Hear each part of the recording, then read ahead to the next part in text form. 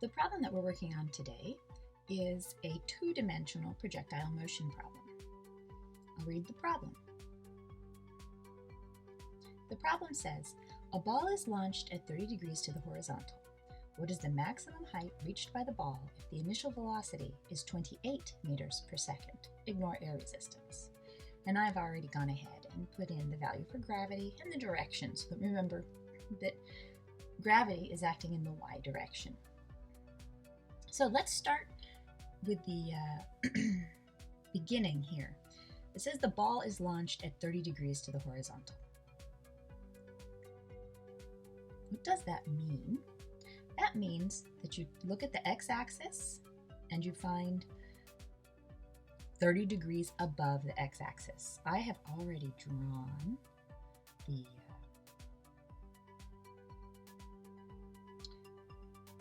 vector for the initial velocity at 30 degrees to the horizontal. And so I'm going to highlight that in purple, but it's already drawn on the graph in purple. Oops.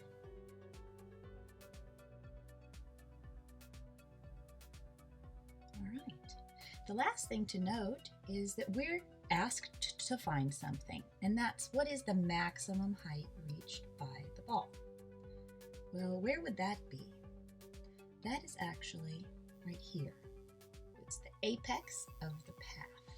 So there's a dotted line that shows which way the ball will be traveling. And the top of that is the height. And that's what we're going to be looking for.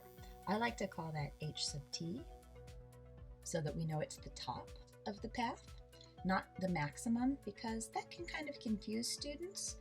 While it is the maximum height, it's not the maximum total velocity. Okay, so this problem, if you will remember, gravity acts in the negative y direction. And our ball is free to move. It's only acted on by gravity. This is really important. This is the first problem where we're going to need, that I've done in this series. This is the first problem I've done in this series where I need to resolve the vector, in this case it's the initial velocity vector, into its x and y components. I'm going to use blue for the x and red for the y, and that way you can see which one is which when we do this problem. So you look at your purple vector here, the initial velocity, and however much of it is along the x-axis is the x value. You can see we could have done this first. There we go. And then we do the same thing to the y-axis. Well, not to the y-axis, to the tail, right where the vector itself points. Right, as the vector moves, we'll only be going to the vector tail. That, we go from the tail up to that line, and that's the y value of the initial velocity.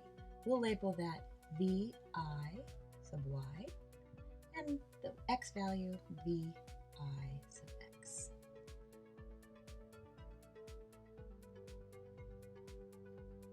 Okay, I'm going to insert a little movie here, and you can see, if you watch closely, how the value of the x vector for the velocity and the y vector for the velocity and the total vector for the velocity change with different positions of the ball.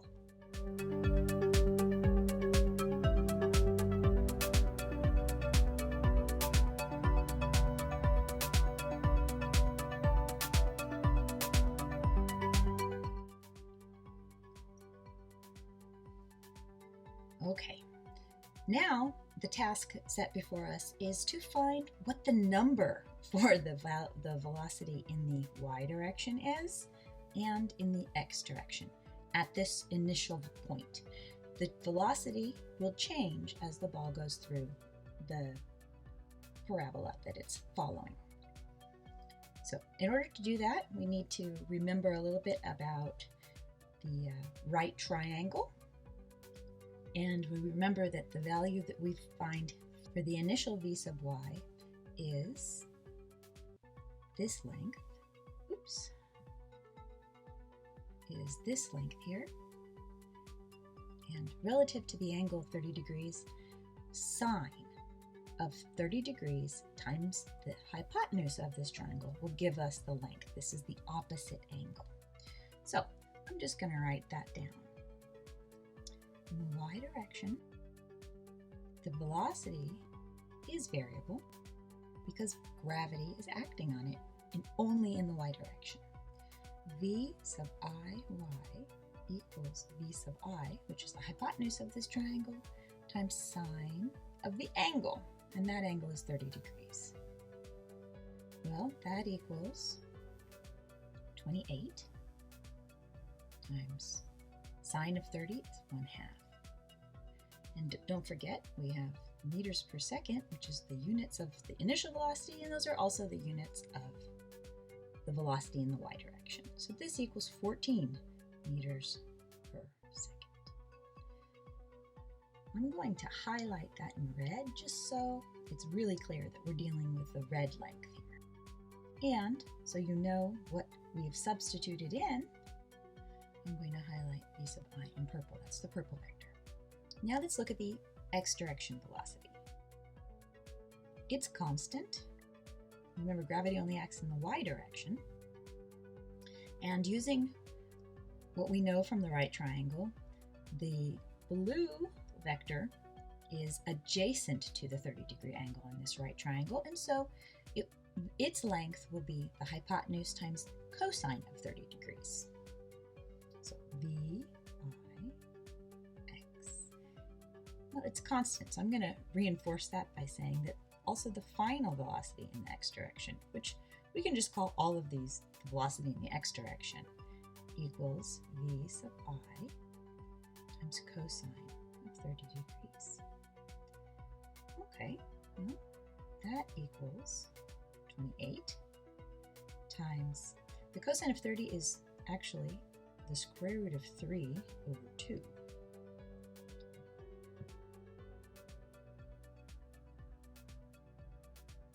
And of course the units are meters per second. And this gives us an answer of 14 times the square root of 3 meters per second. Let's not forget to highlight that this is the blue vector, which is in the blue direction. It's in the x direction. And that we've used the total vector, the hypotenuse, as part of that. I'll also say that I'm going to put this 30-degree angle in yellow for both of these so that we go back to the angle itself. This has been a lot of prep work, and we still don't have the answer. We still need to find the maximum height reached by the ball. And to do that, we're going to use energy conservation again. Having an initial velocity and being asked to find a height lends itself to that sort of problem. Let's gather our knowns and write down our energy conservation equation.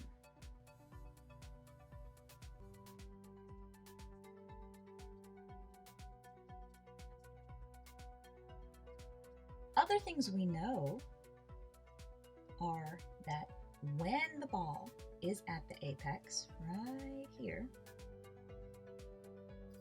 this is defined as the point where V in sub t in the y direction equals 0. We know that it's gone up and up and up and up and up, so the velocity has been in the positive direction. And then at this point, right here, it stops. And the velocity changes direction, and it goes down, down, down, down, down, down, down, down, down. So we can add that to our list of knowns. And that equals 0 meters per second. And finally, we've set this up to check out the height difference between the base, which we've not said explicitly, but this is our 0 point, to the total height. So we know that the initial height equals 0 meters. Energy conservation. We're only dealing with moving, so that's kinetic energy, and height gain, and that's gravitational potential energy here. And so those are the only two that we'll include in our initial and final energies.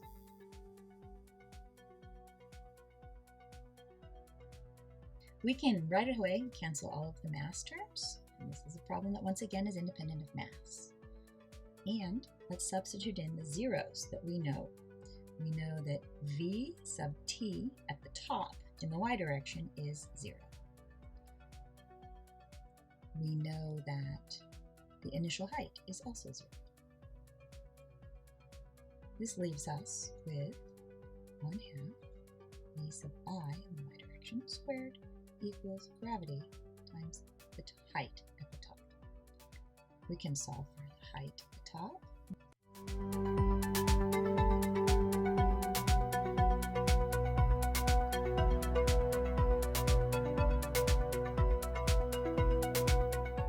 You've seen this before. This is an answer that I come up with because I'm choosing my variables appropriately. This 14 squared divided by 2 divided by 9.8 is in fact 10. And we're left with meters, which is great because those are the units of height. The ball reaches a height when it's at the top of its path of 10 meters, when the initial velocity is 28 meters per second in 30 degrees to the horizontal. That results in a y velocity that is 14 meters per second, and that's what determines the height. What's happening to the x value? That is staying the same. This one is constant. So all along the path that the ball takes, whether it's here, here, here, here, here, here, here, here, here, here, or at the end, right before it hits the ground, it's always 14 times the square root of 3 meters per second.